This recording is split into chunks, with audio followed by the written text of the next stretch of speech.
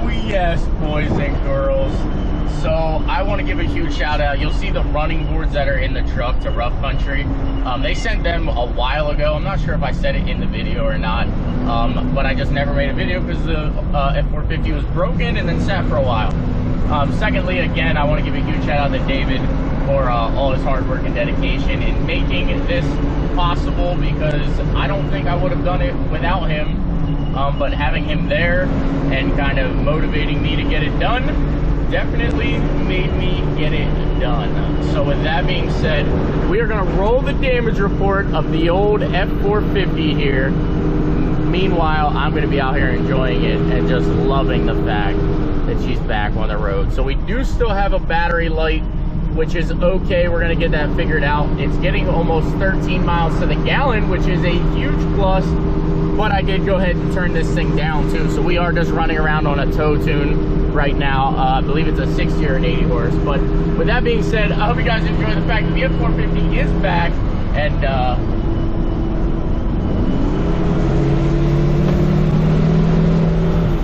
oh, I'm so excited. Roll the footage.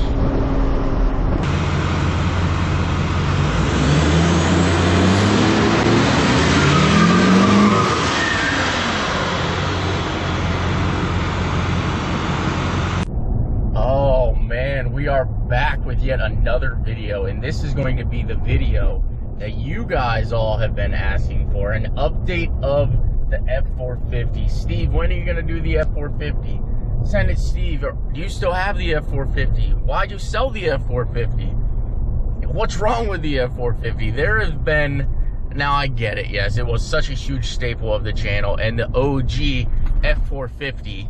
But every time I made a post on Instagram, which you can follow me there now, Senate_Steve, every single time I made a post and the F450 had a glimpse in the background, somebody made a comment. So with that being said, I'm going to address everything, including the, I thought you were going to 6x6 swap this. And again, I actually thought at one point I was going to 6x6 swap it. I'm glad that I didn't. Something actually happened. I forget exactly what happened, but I needed a truck, so I un-6x6'd it and kind of basically undid everything I had. I still have everything from that experience. I still have all that I could do, but I think I just want the truck to be pretty much what you're about to see in the next couple of days.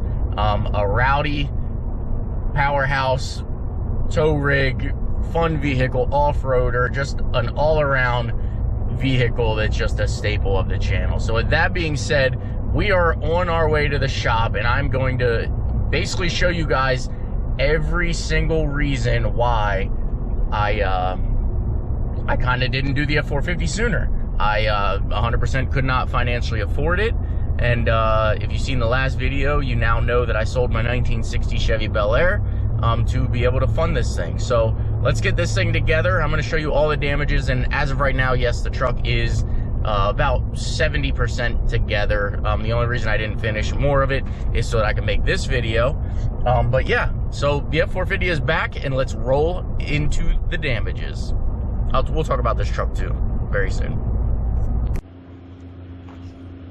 We have arrived. Obviously, we are at the shop, and behind this door is my running and driving F450 that I am now about to share with you guys why it took me so long to get it to being running and driving. I believe it's been over 3 years, maybe even 4 years since this thing's been pushed around this building, that corner, this corner, this corner. It sat up front for a little bit, but now is the time to reveal basically why I pushed it around and I didn't do it. Now, a lot of you guys, it might not make sense. A lot of you guys have seen a bunch of different vehicles and you guys, well, why'd you buy this when you could have fixed that and do this and do that? Well, it's because I never planned on getting rid of this car. Some of the other cars were stepping stones to be able to purchase the vehicles that I purchased, to be able to sell to get where we are today. So with that being said, let's go show you why it's taken so long. I'm babbling. Let's just jump into some of the stuff that I know that I needed for the F450 here. And kind of the reason why I backburned it is because it needed a lot of things to be, you know, I guess roadworthy again and back up to snuff and back up to like where it was, you know, good again. So we're going to start here in this corner. Obviously, you guys know a couple years back, I took a pretty mean hit to a tree. Obviously, it didn't bother me for a while, but it's gotten to a point where I just wanted to fix this truck and make it, you know, presentable and nice. Obviously, we have the damage from up here. Don't mind that test drive. We had the damage up here from, I don't even know what hit that, but we had that damage. Taillights, obviously, we need new taillights. These have seen better days. Moving around to the front, I don't even know if I have the headlights in this truck. Oh, before we get too far, thank you to whoever did that. You know who you are. You know you owe me the money, but that's okay. It's been years, and the interior, well, it's locked. But the interior is trash now because of it, because there's been nothing. Anyway, so headlights are absolutely disgusting and trashed. That takes me across here to the bumper. Disregard this. This was just so I stop leaking transmission fluid. Quick fix, cost me $10. But yes, headlights need done. The windshield is broken. I'm not sure if you can actually see it there from when a tree fell on the front of this thing. I think I made a video about the tree actually falling years and years and years ago. If you go back, it's probably 6 years old. But tires were a huge necessity and very, very, very expensive because of what they are. But I think I actually found a set because I didn't want highway treads. I wanted something that was actually aggressive on here. So I think I found a set that I'm going to purchase. However, it's going to be probably 3 or 4 weeks. This truck isn't going to be on the road or anything like that for probably another month, or probably by the time you see it right now, it's on the road driving it. But it's going to be a while because I want to do like things like brake rotors in the front. I want to do all new brakes in the rear, the front. Things got 300,000 miles and 300,000 miles of abuse. So again, like I said, the front bumper, as you guys do know, I purchased this one a long time ago for 180 bucks. But you guys do know my front bumper has seen better days. It was all smashed up, pushed up, dented from just all the things that we did for it. Then we come over here to where it became part of electrical issues. So I'm going to jump into it. I'll show you guys some of the gremlins I had. I think what happened was, you can see how long it's been. They're obviously corroded green by now. But I think what happened was I had a mouse that came in and like chewed up the ground wire. So then the power wire obviously suffered, because I think what happened was there was supposed to be a strap in the lower end down here, or this is the upper end. I think there was supposed to be a connection up top here, and it broke free, but it ended up, as you can see there, melting my power wire, which got it very, very hot, because obviously you can see it melted that completely off of there. So I was having like charging issues. I think you guys remember I lost the alternator at some point. I just had a bunch of minor electrical issues. Another thing, this power steering hose was actually leaking, as you can tell up here. Basically, one of the belts broke on the side of a mountain because of the AC compressor, which is another thing that is obviously locked up and not moving. So one of the belts broke, and when it broke, you can see all the debris and everything. It spun up and ended up hitting and breaking that hose, causing power steering fluid to go everywhere. If you look at the engine, you can tell that this thing is absolutely covered in oil, in grease, in transmission fluid, power steering fluid. And yeah, like that's some of the belt stuff right there. This is obviously mud. We're going to get into that damage here very soon. But going back to electrical issues, I was having electrical issues because of all that oil and transmission fluid, well, power steering fluid going all over the place. I obviously tried to fix a couple of them here and there, but I had to get a wiring harness. So the wiring harness you can see here is just absolutely saturated in oil and grease. The connectors are soaked. This thing just had a bunch of little minor gremlins that I just never shared with you guys, because you know what, the truck usually worked, and I also knew if I disclosed any of this stuff, you guys would be doing your Ford and your Chevy and your Dodge stuff and saying, oh, it's a piece of shit, it's a 6.4, or it's a Power Stroke, or, you know, whatever. We all give each other a hard time, but I just knew that it was my fault that everything was the way it is. So now we're going to get into kind of the reason why the truck has been down for quite some time, and this is the big one. So if you guys remember a few years back, I was heading up to Roush Creek with this thing. I had my big car trailer and I had a Jeep on the trailer, and well, an injector stuck. That's what I learned over the year now, well, over a couple years. I learned that an injector stuck and it ended up melting down a piston. So this side, everything looked completely good on this side. There's no cracks or anything in the pistons or anything. Obviously you can still see it is saturated with power steering fluid because, you know, I neglected it. Yes, it is my fault that it's covered in so much fluid.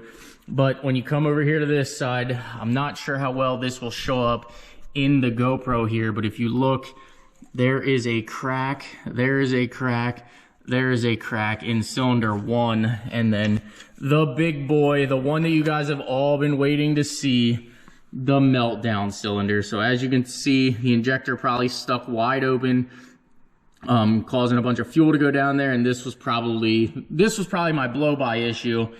And then obviously when this injector stuck, or this injector was going bad, probably cracked it here and then, you know, melted it down, because as you can tell, there is like some roughness to it, some debris that went through this cylinder for sure. But yeah, there it is. There's the damage for the 6.4. Cylinder 5 ended up melting down pretty good. It did get the cylinder wall, and again, that is why I ended up buying a used engine for this thing.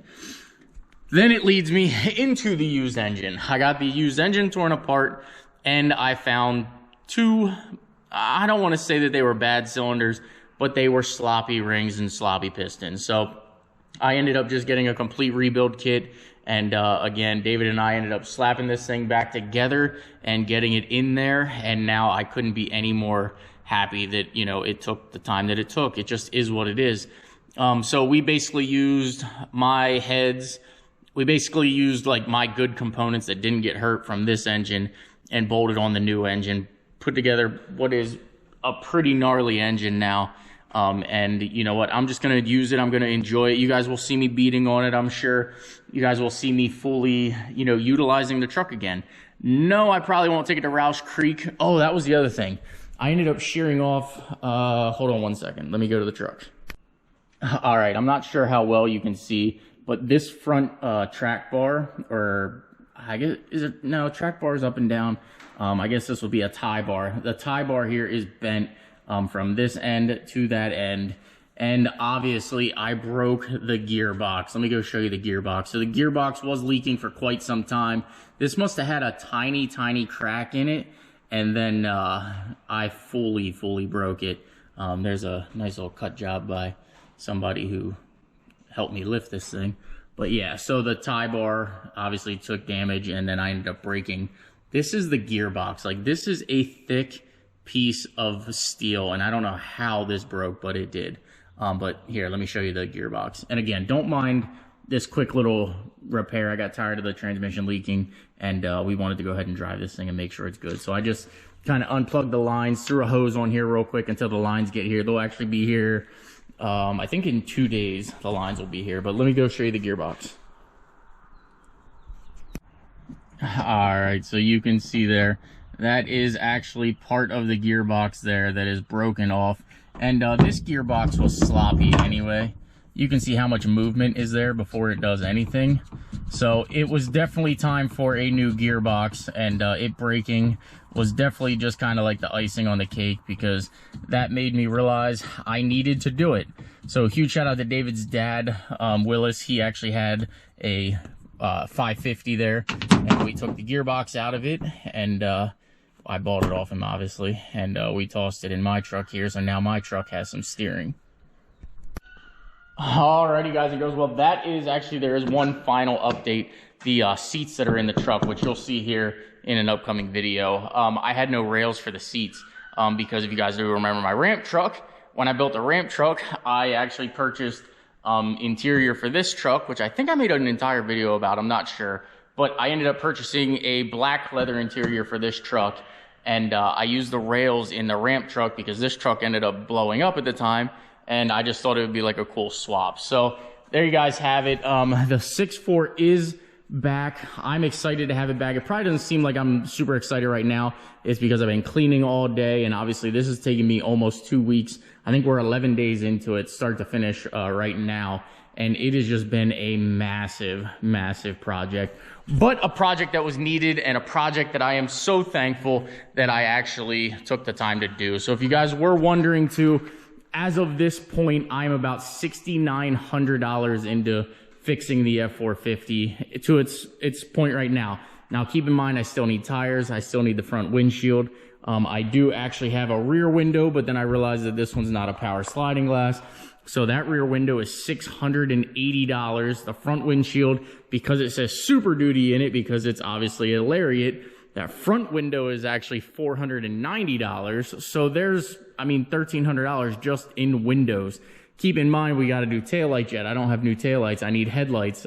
Don't have headlights. There's a bunch of things that I want to do to this truck before I can call it, you know, good and done again. But there you guys have it. I hope you guys enjoy the content again. I will probably have somewhere up around $15,000 to rebuilding this truck and getting it to where it's, you know, it's nice again. Not saying it's not nice now, but with new tires, the wheels polished, we're going to send them off and get them polished, because obviously I don't know how to polish wheels. And we're just going to have some money into it, and it is what it is. I want to get new shocks for it. There's a bunch of things that this truck has been, you know, in dire need of needing replaced, and we're just going to do it now. No sense in prolonging it anymore. As you guys do know, I do have the Silverado out here, which you'll see in an upcoming video. I'll actually make a video of revealing that. But there you guys have it. Done babbling. Hope you like the content. I'm glad to see the 6.4 is back. If you didn't see the last video, go check out the last video. I fired it up and everything. And we'll go out here in the very next video and enjoy it. I know you guys are dying. I know you guys want to hear this thing fucking, freaking, I don't even cuss anymore. Or I guess I do cuss more now than I ever did. But you guys do know the engine is all in here and back together. Oh, I need a new air filter. Got brand new batteries for it. There was batteries there. You want to talk about price expense that you don't believe. Batteries for this truck, when I went and got them all, it was $511. Now, yes, I didn't bring a core, so I had to go get the core, and I got $30 back. But $511 just for batteries in this truck. Insane. So that's why I kind of prolonged it. I didn't have the money to do it, and that's just me being real. So there you guys have it. If you made it this far, in the comment section, say Lariat and say welcome back F450. Comment, like, subscribe. I will see you guys in an upcoming video. Take care and have a great night.